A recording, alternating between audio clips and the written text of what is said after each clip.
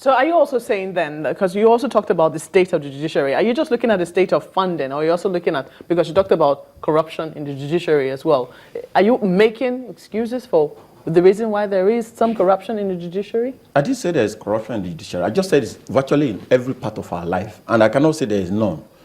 But if you want to fight a war, I mean, just give you an instance. During the campaign, a program was run on AIT, which everybody considered offensive.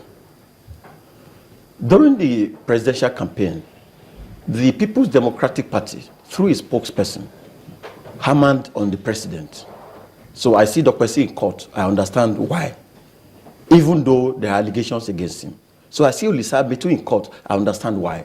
I also read that in 1985, when there was a coup by General Babangida to take over from General Buhari then, somebody played a prominent role whose name was Dasuku. So I see him in court. I understand why. If today anything happens in Ekiti State and Ayo Fayose leaves office, the next day I expect to see him in the FCC, and I will understand why. So people raise the issue that there seems to be some vendetta. And we must advise the president correctly, because we must face national life.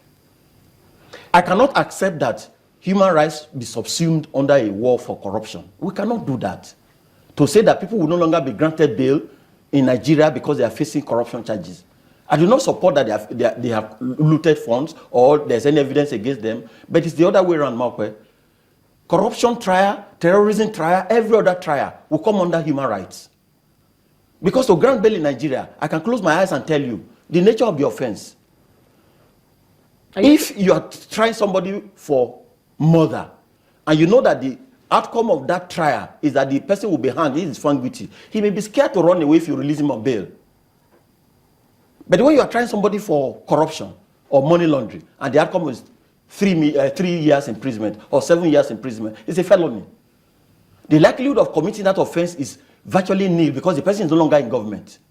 Because the money you are accusing him to have stolen is a money belonging to government, and it's out of government. You know, we've always asked the question about sureties and some people who jump bail, and even the news making around now about some individuals that the court want to be produced before them. So what happens when people come and they say, you are a surety for this person before bail conditions are met, and if you jump bail, what happens to the surety? No, the concept of bail is very simple. The Constitution says in Section 36 that everybody who is charged before a court is presumed to be innocent.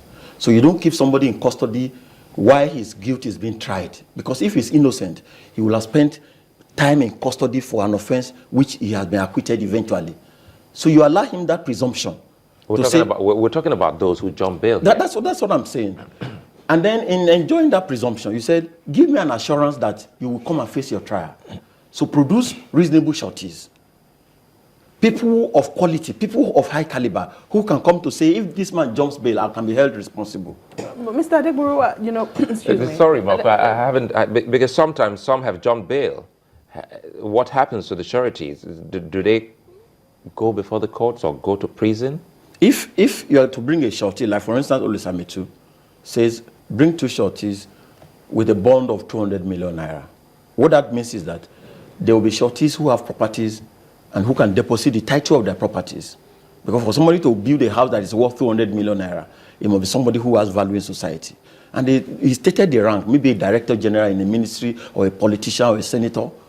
So what happens is that if Metuh jumps bail, the surety is liable in the sense that the property he has deposited, he will probably forfeit it if he cannot produce him. So it's not that you pay the money or you have forfeited your property. It's until the person no longer reports for trial. And when I'm looking at it, I look at the person standing for Dasuku, for instance, Mr. J.B. Daudu, SAN, former president of Nigerian Bar Association. With all due respect, I don't hold his brief.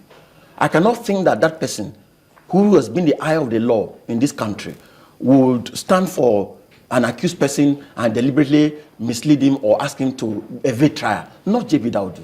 Okay, now some people will say that, because people know that there have been loopholes in the judiciary, as it were, in other climes where we've seen arrest of some of our prominent men, we've seen them jump bail, as it were, even though sometimes they were granted bail on self-recognition. And why do you think that happens in places where they think that the law might work, and yet, we grant bail in places where, people can easily exploit the loopholes in the judiciary? Because we've seen cases, as soon as the accusation is that as soon as people are granted bail, what we've seen is that the cases are adjourned, sometimes indefinitely, adjourned. Corruption cases are going on for 3 years, 4 years, and it would seem that there is no quickness, as it were, to quickly prosecute these cases and get them over and done with. That's the point that I'm making to you, that it seems that we are being just hypnotized with this song of anti-corruption. Because you see that in most cases, high-profile anti-corruption cases, the attention is on bail, arrest, EFCC. When you get to the retrial, you don't hear any other thing. Because it will seem that proper work has not been done. And that's the point we want to reverse. Encourage the operatives of the EFCC, the prosecuting counsel, to take away attention from bail. No. Because there's nothing in bail in trial. The retrial actually is when you match your witnesses to court and bring the evidence. So when you arrest somebody, for instance, as was done to a high-profile person in Lagos State here, when my friend Mr. Kayamo was doing the trial, people were coming to court in Ashwebi and beating drums in Ikeja High Court here. But Kayamo said, look, leave this man on self-recognition, let him go on bail. I want to face my trial. And he brought his evidence, he brought his witnesses, and there was a conviction up to the Court of Appeal until the Supreme Court recently overturned it on technical grounds. That is prosecution. The attention seems to be vendetta. Oh, you are the spokesman of the PDP, so let's put you in hard cover. Yes, let Nigerians see that you are humiliated. But the main trial, when it comes, you'll be shocked at what will happen in court. And that's what we are saying, it's not trial. Mr. Adegboruwa, a lot of people will argue with you that it looks like you have a grievance against this administration. No, that cannot Or be is correct. it that you have a grievance against the war on corruption? No, I have no grievance against any. What's your stance? If you look at this country, we are blessed as well with the president that we have. Well-trained, disciplined, a devout Muslim who fears God.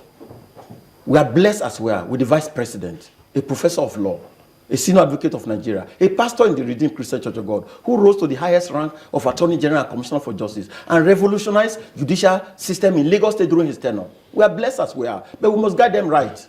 We can't, because we have idols in government, now come to say we should shift the goalposts of justice. In any climb, we know the circumstances of which you should grant somebody bail. We can now say because we are fighting terrorism or anti-corruption, then we change this constitution to say, let the accused person prove his innocence. I can't support that. I have nothing against the president. As a matter of fact, in February, when people went to court in Abuja to say President Buhari could not contest the election because he had no WAEC certificate, I was in court with my resources in Abuja to stand for the president, that he should be allowed to contest the election. The judiciary was independent at that time because Jonathan was not controlling them. We don't want you to just be intimidating judiciary. The Attorney General made a statement that judges are going to go to jail because they are granting bail to suspects. According to the Constitution, you'll be intimidating judges. I can't support that, sir.